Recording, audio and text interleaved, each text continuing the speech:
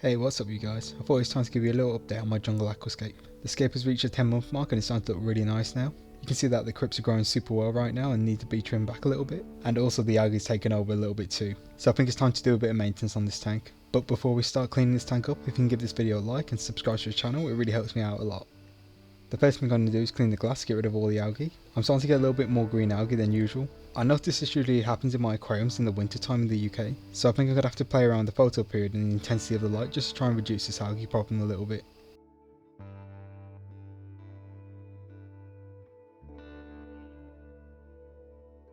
I'm just going to siphon out a little bit of the water just to make the maintenance a little bit easier. About every 2 weeks I do a 25% water change on this tank.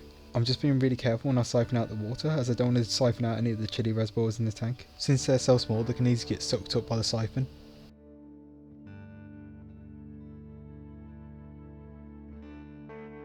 The first plant I'm going to trim is the Crypts balansae. You can see how long the leaves have gotten now. I would say the leaves are about 40 to 50 centimeters long right now. This plant has been growing really well in my setup. It's growing really quickly, which is nice to see. But the leaves have started to get a little bit too big for the scape, and they're now starting to block out some of the light for the Helianthemum tenon green and some of the Crypts below them. So just by trimming these large leaves, it will help to bring some more light to the lower areas of the tank.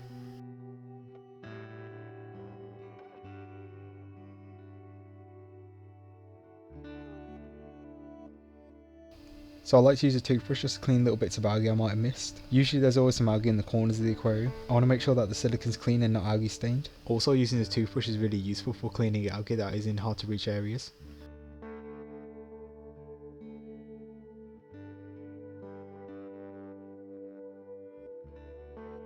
Now I'm going to add some clean water back to the tank. I'm doing this now because I want to raise the water level a little bit. This will let me see how tall the Cryptocarni when the TI Tropica and Cryptocarni when TI green are. For now I just want to cut some of the larger leaves off so I can expose more of the manzanita wood. Also, by trimming the crypts it can help to encourage more compact growth.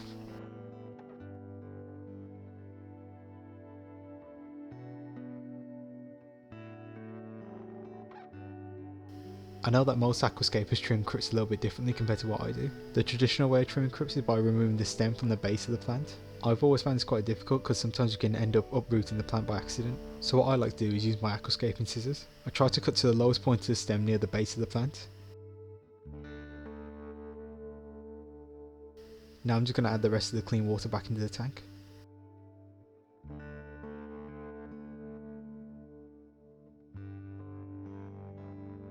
I like to create this draping effect with the Cryptocarni balansae. I pour the leaves over to an area of the tank where there's less flow, and then the leaves will just stay draped in this area.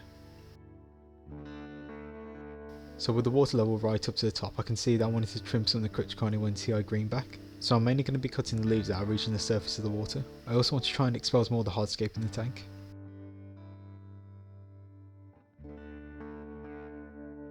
That's all the maintenance done now. Overall I'm really happy with how this aquascape turned out. As you can see, the crypts have produced some nice colours for the aquascape, and also the Helianthemum tenon green has stayed nice, low and compact. I found that when I reduced the light intensity a bit, it started to slow down the growth, which is good because I don't want to keep on trimming it every week, and it can also be quite a messy process as well. For this video I recorded it using my iPhone, so if you think the quality is better, leave a comment below and let me know. So I hope you enjoyed this video, and just before I end the video I'm going to leave you with a little bit of footage of the chili reservoirs feeding, so I hope you enjoy that.